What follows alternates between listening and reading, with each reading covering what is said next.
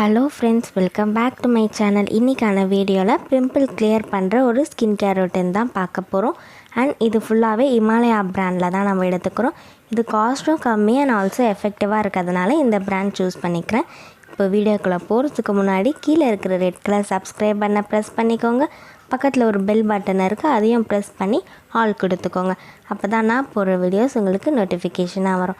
இப்போ வாங்க வீடியோக்குள்ளே போகலாம். ஸ்கின் கேர் பண்ணுறதுல ஒரு இம்பார்ட்டன்ட் ஸ்டெப் வந்து ஸ்க்ரப்பிங். நான் இப்போது இமாலயாவோடைய நீம் ஸ்க்ரப் எடுத்துக்கிறேன். பிம்பிள் ஆக்னி இருக்கிறவங்க வந்து நீம் ரேஞ்ச் ப்ராடக்ட்ஸ் யூஸ் பண்ணால் அதெல்லாம் கம்மி ஆகிடும்.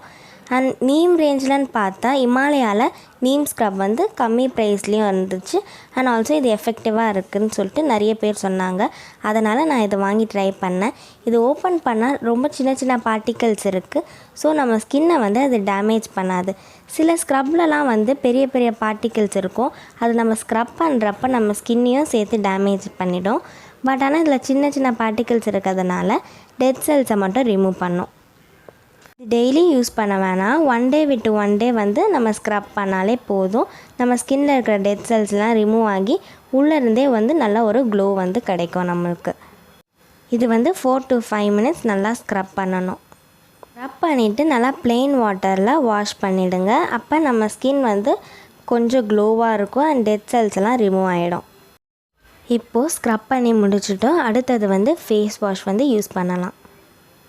அடுத்தது ஃபேஸ் வாஷ்க்கு இமாலயாவோடைய நீம் ஃபேஸ் வாஷ் தான் நான் யூஸ் பண்ணுறேன்.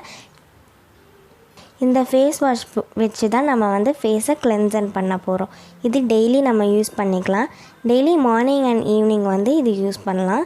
பிம்பிள்ஸ் அதிகமாக இருந்துச்சுன்னா நீங்கள் வந்து 3 times 1 dayக்கு யூஸ் பண்ணலாம். இது நம்ம ஸ்கின்னில் இருக்கிற டர்ட்லாம் ரிமூவ் பண்ணும். ஆல்ரெடி நான் வந்து 2 packs வந்து யூஸ் பண்ணிட்டேன். அண்ட் இதோடைய ரிசல்ட் நல்லா இருக்கிறதுனால தான் நான் உங்கள்கிட்ட ஷேர் பண்ணுறேன்.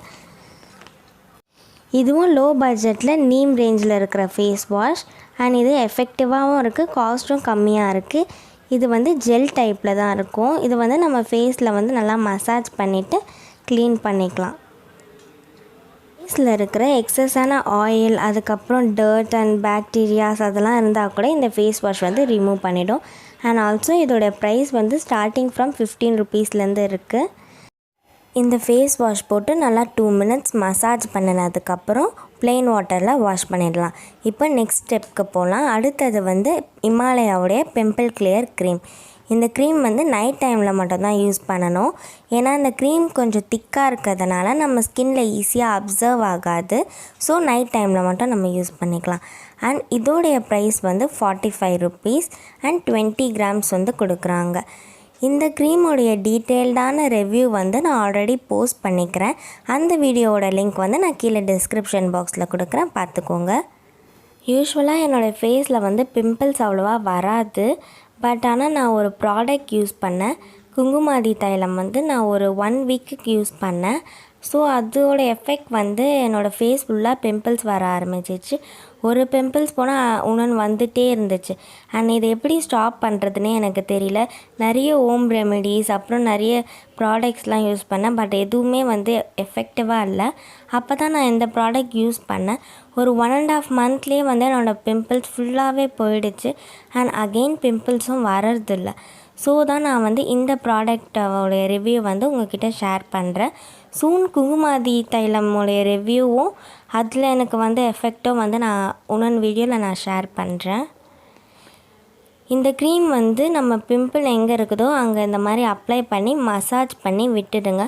ஓவரால் நைட் ஃபுல்லாகவே விட்டுட்டு மார்னிங் வந்து ஃபேஸ் வாஷ் பண்ணால் அது வந்து ஃபுல்லாக வந்து கிளியர் ஆகிடும்.